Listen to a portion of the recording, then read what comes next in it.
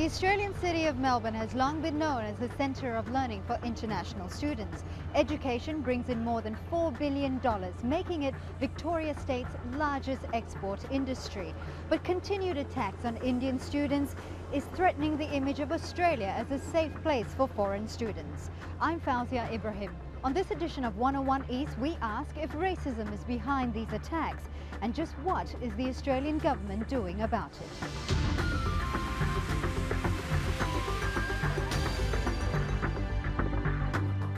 Indian students make up about 20% of Melbourne's international student population. Many attend the vocational colleges and universities in this city with an eye to gaining permanent residency here. But for some, their quest for a better life can be difficult and even dangerous.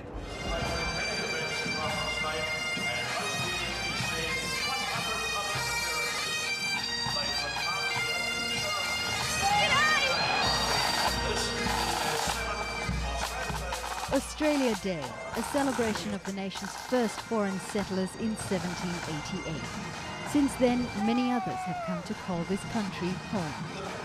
Australia is a new life for my baby and for my family.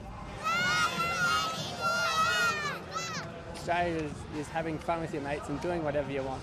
Australia is a multicultural, peaceful country. Australia is amazing, beautiful. Australia is a very good country. While many have cause to celebrate this lucky country, some have not been as fortunate. On the evening of January 2nd this year, Indian accounting graduate Nitin Garg was stabbed in a Melbourne park while making his way to work. His murder led the Indian government to warn bilateral ties were at stake. Tension had been rising over a spate of attacks against Indian nationals in Australia in the last year, leading to protests in both countries. Sravan Kumar Tirthala was attacked by two uninvited drunks at a party. He doesn't remember much of the assault, but was later told by friends it had been racially motivated. His injuries required urgent brain surgery and he's lost 75% of his vision. His parents have flown to Australia to care for him. Sravan was 4 months short of graduating from an automotive course. I lost my education, like all my hopes has been gone upside down. I don't know what's happening. I'm hearing only the couple of attacks. Land of opportunities it was. I'm not sure whether it is now. The Victoria State Police say the attacks could be random acts by opportunistic criminals. I would say that they're overly representative, particularly around robberies. The robberies that occur at service stations, convenience stores, and even on taxi drivers. People of Indian background have a tendency to work those unsociable hours, and that's their working environment. By purely being present in those particular localities when people come in to commit their robberies, we see an overrepresentation of victims there. The police have stepped up security in low-income, high-risk areas where many of the attacks have occurred. With 40% of Indian students in Australia based mainly in Melbourne, the assaults have made headlines in India.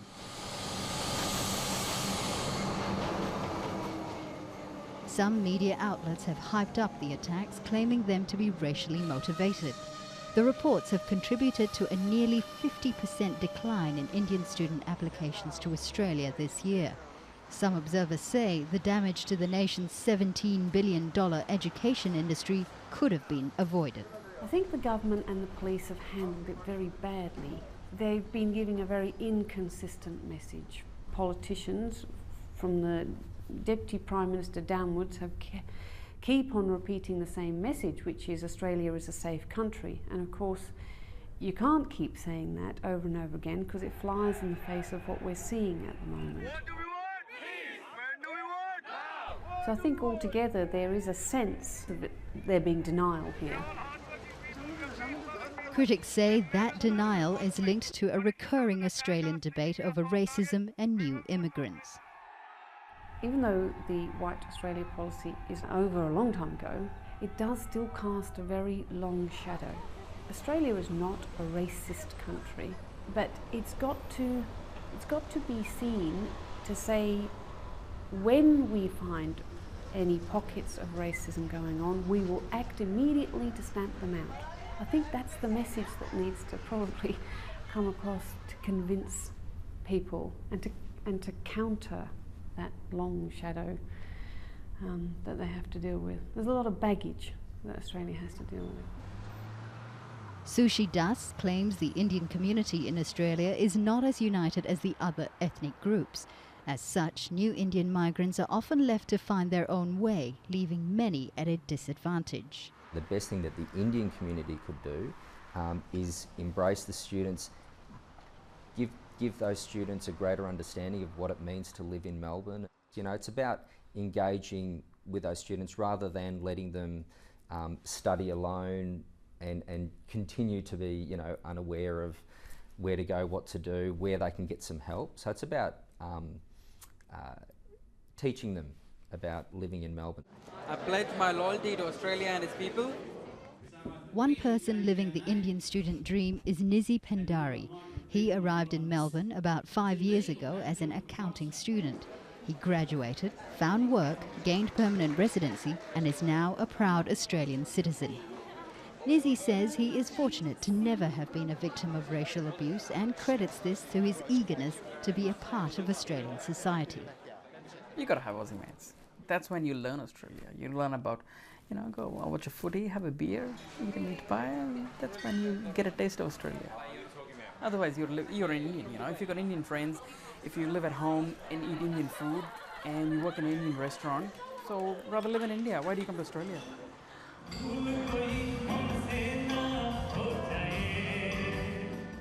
Melbourne has always taken pride in being a multicultural city. But as long as Indian students continue to feel unsafe here, Australia's friendly image will remain sullied. This week, 101 East comes to you from the Australian city of Melbourne, where recent attacks on the Indian community has sparked a debate about racism here. Joining us now is Gautam Gupta, advisor to the Federation of Indian Students, Sam Afra, chairperson of the Ethnic Communities Council of Victoria, and Michael Denby, Federal Member of Parliament and Chairman of the Parliamentary Migration Committee. Thank you very much for joining us today. Gautam, if I could start with you. For the most part, the Indian community in Victoria and the rest of Australia live without incidents, and yet you've highlighted, or the attacks on Indian students have been highlighted just recently. Why do you think these attacks are occurring now? Well, first of all, a correction that when we talk about Indian community, we are talking about two different sections of group of people. There were people who came 20-25 years back. They were mostly doctors, and you know, and whoever came 25 years back, they're very well settled now. So, and for them, yes, there is security because they drive they have a four-wheel drive and live in big houses, in safe zones. But when we talk about new arrival, people who came in the last 5 to 10 years, obviously they are still trying to find their ground. They are still trying to make their ends meet, and they tend to be the battlers. They are the Indian battlers, as we call Aussie battlers. They are the people who are doing menial jobs like cleaning, running 7-Eleven, running gas stations, running the taxi industry, and also studying.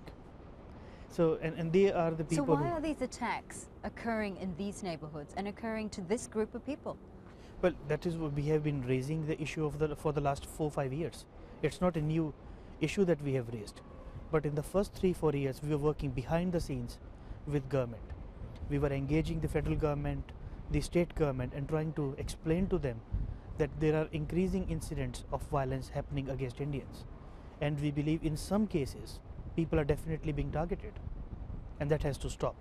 Well, Sam, is this an issue of racist attacks, or is this an issue of high crime in questionable neighborhoods?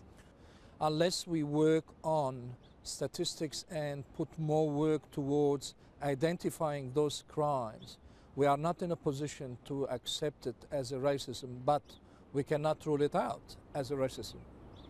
Are other ethnic communities being targeted? Not to that extent. However, I have to give credit to the Indian community to be outspoken about it. I assume there is other incident where a lot of people didn't report it. And by not reporting it, we don't know, we are not aware of it. Michael Denby, the Australian government is in a very difficult position, isn't it? You either admit to, yes, there is rampant racism, or you admit to, yes, there is high crime. Well, I think we admit to neither, but we think that both factors are important. I think General Cosgrove, who's one of our very admired public figures here, recently said that unless you admit that there is a small racist element in Australia, you're not starting to identify the problem. And until you identify the problem, we're not going to achieve a solution. Frankly, most Australians find these attacks on international students, particularly Indian students, embarrassing. It's not the kind of society that we live in here, which is pluralistic and multicultural. But there are groups of hooligans, we call them bogans in Australia, who really need to be brought. The police need to bring down a heavy hand on them, and they're already doing some good things, stopping attacks at train stations. They've brought in laws for racial attacks to get an extra punishment on top of violence, but we need to be very systematic, thorough, and pursue this. Because we've had a very large increase in the number of Indian students, we haven't addressed this problem as professionally as we should, and we need to look at all of the aspects of this, including the universities who make so much money from Indian students, perhaps looking at student housing. We're going to pause the debate just there for the moment. We'll take a very short break, but when we come back, we'll have more on the issue of attacks on the Indian community, particularly on Indian students here in Melbourne. Stay with 101 East.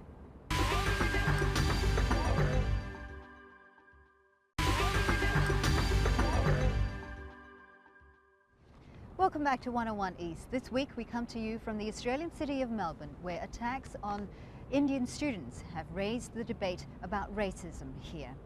Gautam, earlier on, just before the break, we were talking about how there is a need to recognise pockets of racism in Australia. How do you think this would actually help resolve this issue of attacks against Indian students? Well, let's keep it in context. I'm very glad for the first time that on air the federal government has accepted that they have not handled the matter professionally, and that is what we have been raising for so many years. If there are so many things that could have been done. For example, it can start with acknowledgement, and both the state and the federal government has been in total denial, and we needed to have the Archbishop of Melbourne or Peter Cosgrove, or General Peter Cosgrove, to come in and really shake the roots of the system and say, these guys have been saying the right things, and we need to acknowledge the existence of a problem. And that also goes to show, for example, that Indians have technically been locked out of most of the institutes and system within Australia, and that creates lots of problems. For example, I don't think there is any Indian representation on Ethnic Communities Council of Victoria. Sam, what do you say to that? Well, it's up to the community to nominate someone to be on the council. We are a community representative. We don't get paid. It's an honorary position, but it's up to the community if they want to get involved or not. We are not stopping anyone from participating. Is that perhaps part of the issue as well? Is the Indian community, particularly as let's talk about the new migrants, the new Indian migrants, are they reaching out to the rest of Australia, or are they happy to stay in their own enclaves? Is that the issue? We have been raising the issue of 5 years. We have been reaching out to everyone, and hence we are talking about it. We have, for the last 2 years, we are very visible. We were working behind the scenes, and we were telling the government that we are, they're newly arrived people, they need to have a say. We need to be part of the system, but we are locked out. Look, there's been a very large influx of international students from India to particularly Melbourne in the last few years. Partially that's because of the educational institutions, partially because mostly Australia is a tolerant, non-racist society. Many of these crimes are opportunistic because of the social profile, particularly of Indian students who need to work. We've all seen American movies. Convenience stores and taxi drivers are where high crime happens. The main crime that takes place against Indian students is robbery, and that's an indicator of the fact that this is done for reasons of gaining money by ruffians. These crimes are largely opportunistic, and that Melbourne generally is a welcoming place for our Indian friends, and we want them to continue to come to Australia. Well, Sam, it isn't just the Indian students who work these jobs, who work these late night shifts. We have other ethnic communities in the same position as well. Why is it that we're not hearing from them about attacks, about racial attacks? There is an issue about what we call cross-cultural education. Newly-comers here, they don't know about Australian culture and how Australians deal with issues. At the same time, history told us every time a new wave of migration being punished by the previous wave. So what we suggested and we maintain to say, there must be some mechanism about cross-cultural education. Previous people who've been established here, they need to know about the newcomers so they know how to deal with them and embrace them to call Australia home.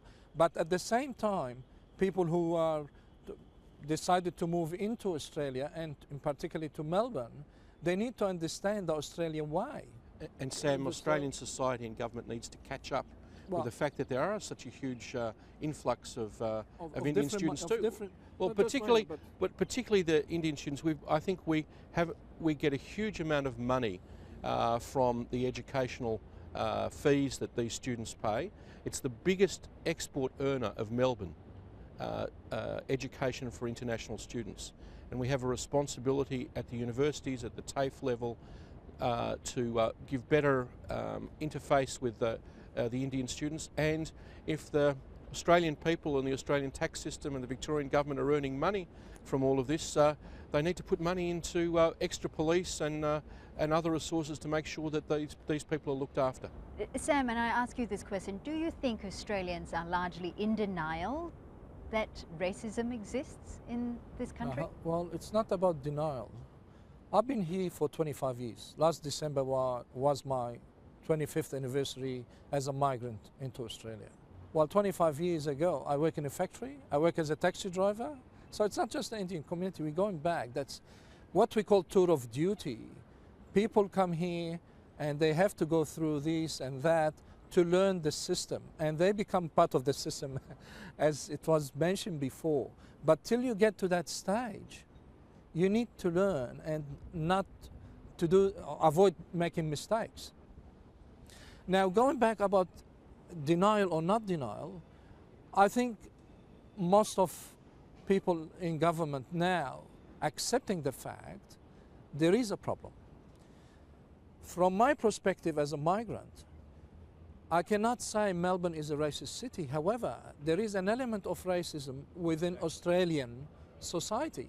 What's a general thing? It's not a particular against Lebanese or Indians. But this is racism that occurs around the world, isn't it? You go to any country, there will be racism. It always will be, that's my land, you coming to me, you follow my rule. It's always that conflict.